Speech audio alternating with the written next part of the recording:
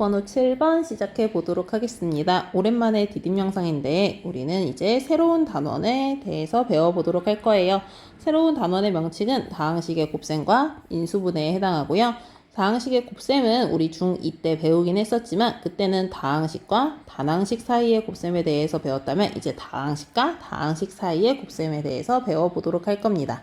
그리고 인수분해는 이게 무슨 단어지 싶으면서도 익숙하게 느껴질 거예요. 왜 그러냐면 우리가 중1 때 배웠던 내용 때문인데요. 중1 때 뭘 배웠냐면 우리 소인수분해를 배웠을 거예요.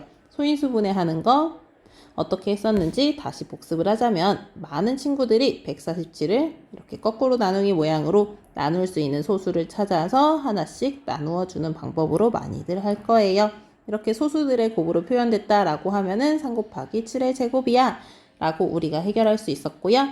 이 방법뿐만이 아니라 가지치기로 소인수분해하는 친구가 있고 아니면 8 곱하기 9이기 때문에 얘는 어떻게 소인수분해가 돼? 라고 푸는 친구도 있을 텐데 편한 방식으로 풀어주시면 됩니다. 2번은 중2 때 배웠던 내용 다항식의 덧셈과 뺄셈 그리고 곱셈과 나눗셈에 해당하는데 3번을 한번 보도록 할게요. 우리 곱셈 단항식이 있고 다항식이 있으면 어떻게 했었냐면 분배 법칙을 사용을 해줬었어요. 분배 법칙을 하게 되면은 3a가 분배되니까 3a 제곱 마이너스 6ab라고 할 수 있었고 a도 분배가 되면은 우리 2a 제곱 마이너스 ab라고 할 수 있었습니다. 여기서 끝이 아니라 우리 뭘 해야 했죠? 동류항을 찾아야 했어요. 동류항은 문자도 같고 차수도 같은 거를 우리가 찾아야 했어요. 해서 3a 제곱, 2a 제곱 문자 같고 차수 같으니까 동류항이니까 계수끼리의 합을 구해주면 됐었고요. 그리고 다른 친구도 마이너스 6ab, 마이너스 ab 문자가 똑같으니까 동류항이라서 마이너스 7ab다 라고 풀이할 수 있었습니다. 나누기는 역수로 바꿔서 곱하기로 바꿔서 풀면 된다 라고 했었으니까 여러분이 할 수 있을 거고요. 이제 본격적으로 올해 배울 내용 다항식의 곱셈에 대해서 배워보도록 할게요. 곱셈 공식을 활용해서 다항식을 전개해서 곱셈 공식의 유용성을 알아보도록 하겠습니다.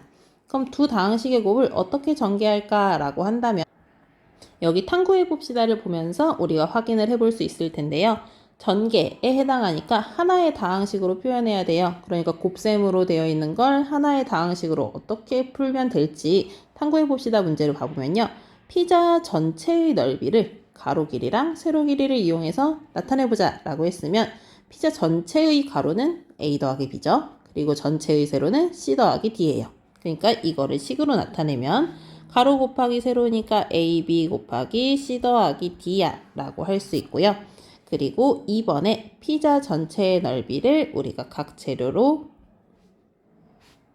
재료의 조각의 넓이의 합으로 표현해보자 라고 했으면 햄, 불고기, 새우, 감자 각각의 합으로 해볼게요. 그럼 햄의 넓이는 AC 그리고 불고기는 AD 그리고 새우는 BC 그리고 감자는 BD가 나오게 돼요.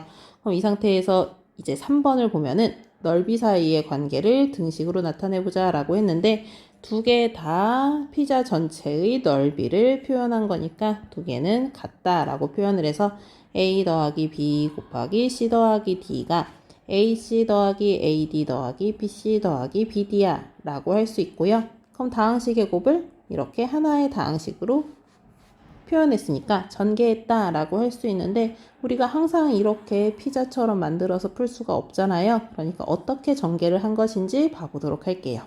일단 기본적인 규칙은 우리가 이전에 배웠던 분배 법칙을 사용을 해주는 거예요. 단항식과 다항식이 있으면 하나씩 분배돼서 m 곱하기 a 더하기 b는 ma 더하기 mb야 라는 거를 이용을 하게 되는데요.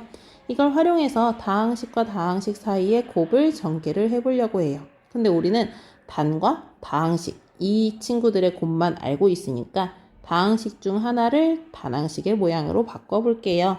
그래서 m이라고 놓으면 a 더하기 b 곱하기 m인데 분배 법칙 뒤에서도 할 수 있었죠? am 더하기 bm이 되고 이제 둘 다 단항식 됐으니까 m을 다시 다항식으로 바꿔주는 거예요. a의 c 더하기 d는 b의 c 더하기 d. 그럼 이제 또 분배 법칙을 사용할 수가 있죠. 분배 법칙을 사용하고 나면 AC, AD, BC, BD가 되는구나 라고 할 수 있고요.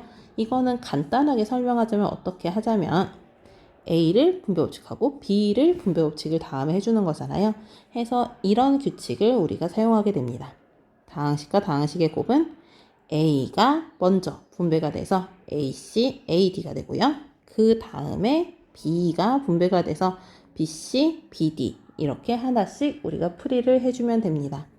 여기 보기에 있는 문제를 보자면 A 빼기 2B네요. 빼기 2B는 어떻게 해요? 라고 할 수 있는데 빼기 2B는 A 더하기 마이너스 2B라고 할 수 있죠. 그러니까 A를 분배하고 그 다음에 마이너스 2B를 분배를 해줘서 결과가 나오는 거야 라고 생각을 해주면 되고 이거는 두 개의 항이 있을 때 뿐만이 아니라 이렇게 세 개가 있다고 해도 A 분배하고 B 분배하고 C 분배하면 돼 해서 차근차근 풀어주시면 됩니다. 1번은 여러분이 수업 시간에 풀이하시고요. 근데 이렇게 전개를 했을 때 우리 중2 때 배웠던 내용처럼 전개항식에 동류항이 있으면 동류항끼리 또 정리를 해주셔야 돼요. 예제 1번을 봐볼게요. 전개를 해볼게요. 우리 2a부터 분배법칙 사용해주면 되겠죠. 2a부터 분배법칙 해주면 6a 제곱 마이너스 4a 그럼 이제 남은 3을 분배를 해주면 9a 마이너스 6이 나오겠죠. 동류항이 있나요?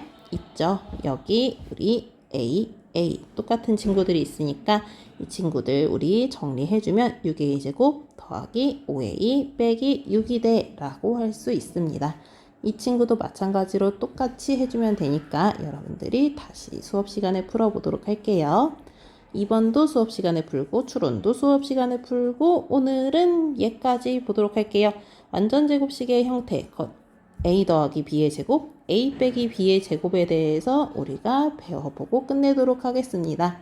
이건 어떻게 전개가 되지? 라고 한다면 일단 탐구해 봅시다를 볼게요.